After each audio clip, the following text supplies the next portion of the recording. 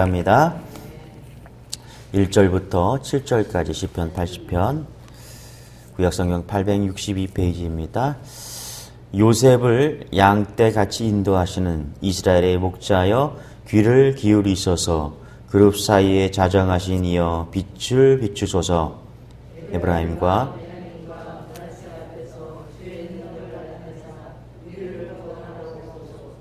하나님이여 우리를 돌이키시고 주의 얼굴 빛을 비추사 우리가 구원을 얻게 하소서.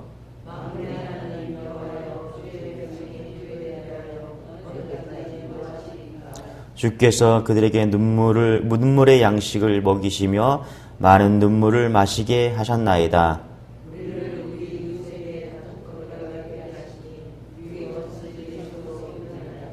같이 읽겠습니다. 시작. 만군의 하나님이여 우리를 회복하여 주시고 주의 얼굴의 광채를 비추사 우리가 구원을 얻게 하소서. 아멘. 예, 우리가 시편 23편이 우리가 가장 많이 좋아하고 또 애송하고 가장 아름다운 시로 우리가 생각을 합니다. 시편 23편이 문학적으로 상당히 탁월합니다. 왜 그러냐면은 23편에서 하나님과 다윗의 관계를 목자와 양의 관계로 묘사하기 때문이죠. 이것은 우리가 지금 읽어서 뭐 그렇게 생각하는 거지만 당시 시대에서는 이런 고백이 상상도 하지 못할 그런 일입니다. 여러분 그런 거예요. 우리가 요즘에는 여자들도 먼저 남자가 좋으면은 고백을 하잖아요. 그렇죠? 그런데 저 어렸을 때만 해도 여자가 먼저 고백한다는 것은 상상도 하기 힘든 그런 일들이 있었죠. 어떻게 감히 여자가 남자한테 먼저 고백을 해요. 그렇죠? 남자가 여자를 고백하는 거지. 그런데 지금은 시간이 바뀌고 시대가 바뀐 거죠. 그때 23편이 목자와 양의 관계도 마찬가지고요. 오늘 읽은 이 80편도 상당히 주목하는 그런 시편입니다. 왜냐하면 자신을 떠나버린 여인처럼 하나님을 그렇게 표현하고 있기 때문입니다. 우리 한번 3절 같이 한번 읽어볼까요? 시작. 하나님이여 우리를 돌이키시고 주의 얼굴 빛을 비추사 우리가 구원을 얻게 하소서. 그렇죠? 마치 시편 기자는 하나님이 자신을 떠난 것처럼 주님의 얼굴을 보고 싶다고 고백합니다. 여러분 우리가 하나님을 믿는 것과 하나님을 사랑하는 건 다르잖아요. 그렇죠? 그냥 믿음으로 구원을 받지만 거기서 머무르지 않고 하나님을 사랑하게 되었다는 것은 또 다른 차원으로 우리가 신앙을 세계를 들어가는 것이죠. 오늘 시편 기자가 그렇게 이야기하는 것입니다. 하나님의 빛나는 얼굴을 나타내 달라는 것. 하나님과 얼굴을 마주 보듯이 그렇게 친밀하게 대해 달라는 것입니다. 우리가 삐지면 얼굴 보기가 꺼려지잖아요. 그렇죠? 시인은 하나님을 그렇게 감정의 묘사를 통해서 하나님과의 관계를 친밀하게 표현하고 있다는 것입니다. 시편 기자가 권력도 충성하고 싶은 사람도 그렇게 따랐던 사람도 가족도 집도 돈도 나라도 다 잃어버리고 나니까 정말 잃어버린 것이 무엇인지 깨달은 거예요. 그것은 뭐냐 하면 하나님의 얼굴을 잃어버렸다는 것입니다. 여러분 북이스라엘은 오랫동안 하나님의 말씀을 어기고 선지자를 죽이고 우상 숭배에 빠져 살았습니다. 바로 하나님의 얼굴을 잃어버렸던 거예요. 그래서 지금 기자는 무엇보다도 주님의 얼굴을 나타내 달라고 구하고 있다는 것입니다. 주님의 얼굴이 보게 된다면 그 속에 깨어진 모든 관계가 회복되고 또 이스라엘이라는 나라가 다시 회복될 걸 믿었기 때문입니다. 여러분 우리도 마찬가지입니다. 오늘 우리가 구해야 될 것은 뭐냐면 하나님의 얼굴을 구하는 것입니다. 여러분의 가정에 또 이 나라가 해야 될 것이 뭐냐면 하나님의 얼굴을 구하는 거예요. 하나님 나타나 주옵소서. 주님 만나기를 원합니다. 솔로몬이 성전을 완공하고요. 1,000번제를 드렸을 때 하나님께서 응답하신 말씀에도 이런 내용이 나옵니다. 역대하 7장 14절 제가 읽어드릴게요. 내 이름으로 일컫는 내 백성이 그들의 악한 길에서 떠나 스스로 낮추고 기도하여 내 얼굴을 찾으면, 그렇죠? 내 얼굴을 찾으면 내가 하늘에서 듣고 그들의 죄를 사하고 그들의 땅을 고칠지라. 아멘. 그렇죠? 하나님께서 얼굴을 드러내시면, 하나님의 얼굴을 찾기만 하면 하나님께서 듣고 죄를 사해 주시고 땅을 회복시켜 주신다고 말씀하고 있는 것입니다. 그러니까 이스라엘 백성들이 죄를 지어 징계를 당할 때에도 유일하게 구할 것이 뭐냐면 하나님의 얼굴을 구하기만 하면 하나님께서 회복시켜 주신다라고 말씀하고 있는 것입니다. 여러분, 주님의 얼굴을 보면서 신앙생활을 하고 계십니까? 주님의 얼굴을 대면하면서 주님이 나와 함께하는 그런 친밀함으로 여러분들 신앙생활을 하고 있습니까? 잃어버린 건강도 중요하죠. 재정의 회복도 중요하고요. 사업의 회복도 중요합니다. 가정의 회복도 중요합니다. 그런데 여러분, 우리가 주님의 얼굴을 구하지 않는다면 우리가 믿지 않는 사람들과 무엇이 다르겠습니까? 여러분, 믿지 않는 사람도요, 간절히 소원합니다. 하나님, 오늘도 건강하게 지켜달라고, 재정도 회복하게 해달라고, 사업도 잘 되기를 구하고요, 가정도 잘 되기를 구합니다. 그런데 우리만 그러는 게 아니라 믿지 않는 사람도 그렇게 소원하고 그렇게 살아갑니다. 그렇지만 여러분, 우리가 정말 신앙으로 살아간다는 것은 다른 것이 아니라 주님의 얼굴을 구하는 그런 은혜가 있기를 소망합니다. 할렐루야. 무엇으로 이 땅을 이길 수 있느냐? 돈으로도 이길 수 없고요. 우리가 결단한다고 이길 수 없습니다. 우리가 어떻게 이 땅을 이길 수 있느냐? 어떻게 이 땅의 유혹을 이길 수 있느냐? 하나님이 함께 하시고 하나님이 나와 하나님의 얼굴을 떠올릴 때 우리가 이길 수 있습니다. 저 어렸을 때 무슨 죄를 지으면 누구 얼굴이 떠올랐냐면 엄마 아빠 얼굴이 떠올랐어요. 제가 친구들 고등학교 때부터 우리 남자들은 담배를 핀 것 같아요. 친구들이. 그러면은 저는 담배를 피지 못했지만 담배를 피거나 술을 먹으면 부모님 얼굴이 막 떠오른 거예요. 여러분 그렇지 않았어요? 그렇죠? 엄마한테 혼날까 봐. 뭐 그렇게 생각하는 것도 있지만 엄마 아빠가 실망하실까 봐 함부로 죄를 짓는 것이 너무나 두려웠습니다. 제가 이제 취업을 해서 술을 한 잔, 우리 집은 술을 한 잔 먹어도 얼굴이 빨개지는 건데 좀 한 잔 마셔봤던 기억이 있어요.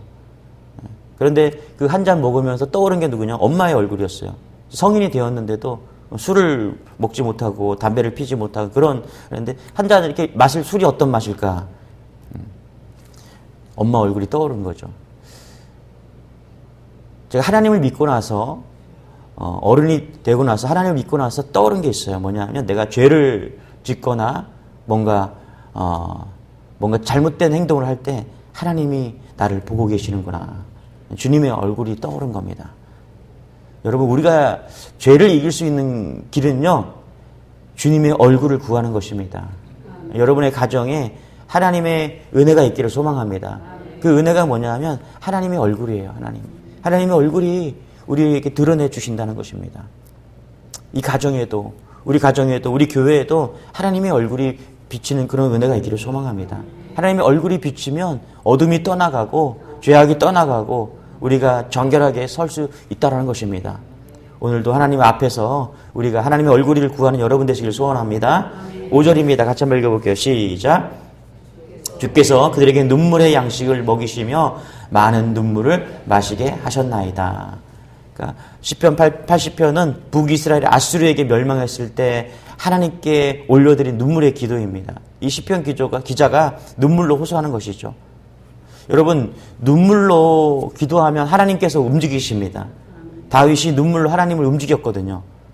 여러분, 그냥 기도하는 것과 내가 눈물을 흘리면서 기도하는 건 틀립니다. 특별히 회개하면서, 내가 죄 때문에 회개하면서 눈물로 기도했다. 여러분, 반드시 하나님께서 응답하는 줄 믿으시기 바랍니다.